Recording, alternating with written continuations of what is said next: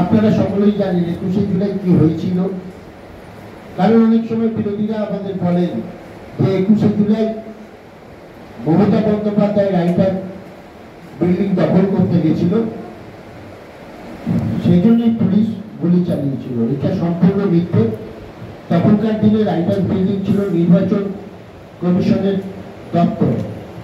সেই দপ্তরে আমাদের নেত্রী ডেপুটেশন দিতে গেছিলেন আমাদের তৃণমূল যুব কংগ্রেসের, তখন তৃণমূল ছিল না, কংগ্রেসের যুব কংগ্রেসের নেতৃত্বে হাজার হাজার লাখে লাখে যুব কংগ্রেস কর্মীরা সেদিন চারদিক দিয়ে ধর্মতলায় গিয়ে উপস্থিত হয়েছিল। একটা প্রতিনিধি দল গিয়ে নো আইডেন্টি নো ভোট, মানে আমাদের যে আজকে সারা ভারতবর্ষ যে আইডেন্টি কার্ড দেখিয়ে ভোটটা দেয়, সেই ভোটটা বন্দ্যোপাধ্যায়ের জন্য।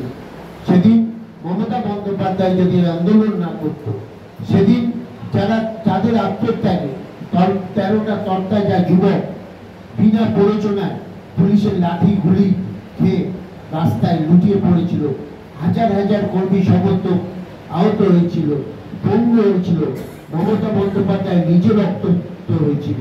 সেই অভিযানে আমাদের প্রিয় সাংসদও উপস্থিত ছিলেন সেদিন।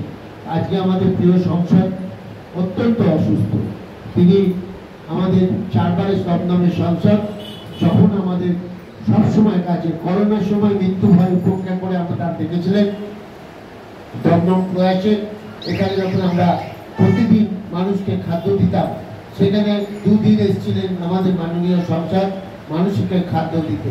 সেরকম আমরা রাজনৈতিক কর্মকাণ্ডে তার পুরোদার বুদ্ধি, তার যে সবকে আমাদের নিয়ে আমাদের মতো ছোট ছোট ছেলেদের যেভাবে তিনি রাজনৈতিক শিক্ষা দিয়েছেন, তার রাজনৈতিক শিক্ষা আমরা আবার যাতে পাই, সেই জন্যই তার দ্রুত আমরা সবাই মিলে আমাদের মহিলা তৃণমূল কংগ্রেসের আজকে যে সভা ডাকা হয়েছে, সবাই তার জন্য আমরা তার সুস্থতা কামনা করি। আমরা একদিনেই মিটিং করতাম, প্রতিবারই আমাদের একদিনেই মিটিং হয়, কারণ আমরা 21শে জুলাইয়ের যে আমাদের প্রস্তুতি সভাটা আমরা ছাত্র যুব মহিলা মাদার সব একসাথেই করি। কিন্তু আমাদের সম্ভব হচ্ছে, কারণ আমাদের যে দলীয় পার্টি অফিস আছে, পার্টি অফিসে শুধু মহিলারাই দেখছেন, এখনো জায়গা পায়নি। প্রচুর মহিলারা আমাদের দাঁড়িয়ে আছেন বাইরে। মানে আমাদের আজকে চারিদিকে বৃষ্টি হয়েছে, কিছু কিছু কলোনিতে জলও আছে। আমাকে অনেকে ফোন করেছিলেন যে দাদা যে বৃষ্টিতে জল হয়েছে, আমি বললাম না, কারো বাড়িতে অসুবিধা থাকলে মিটিংয়ে আসতে পারবে না। যারা এসছেন তাদের অনেক অনেক ধন্যবাদ। দলকে শক্তিশালী করতে হবে, 4 জনের লড়াই করার, সে না হচ্ছে মমতা বন্দ্যোপাধ্যায়। সেই থেকে মমতা বন্দ্যোপাধ্যায় আমাদের 21 তারিখে যে নির্দেশ দেবেন, সেজন্য আমাদের নির্দেশ শুনতে সবাইকে যেতে হবে, সবাইকে যেতে হবে, তার নির্দেশ চলবে। আমরা বছরের একটা দিন আমরা 21শে জুলাই যাই 1 বছর অক্সিজেন নেওয়ার জন্য। মমতা বন্দ্যোপাধ্যায় আমাদের কি নির্দেশ দেবেন, অভিষেক বন্দ্যোপাধ্যায় আমাদের সেনাপতি কি নির্দেশ দেবেন, আমাদের অভিভাবক দমদমের অভিভাবক প্রার্থ বসু আমাদের কি নির্দেশ দেবেন, তাই আমরা বার্তা শুনতে সেদিন ধর্মতলার উদ্দেশ্যে সবাই যাবে।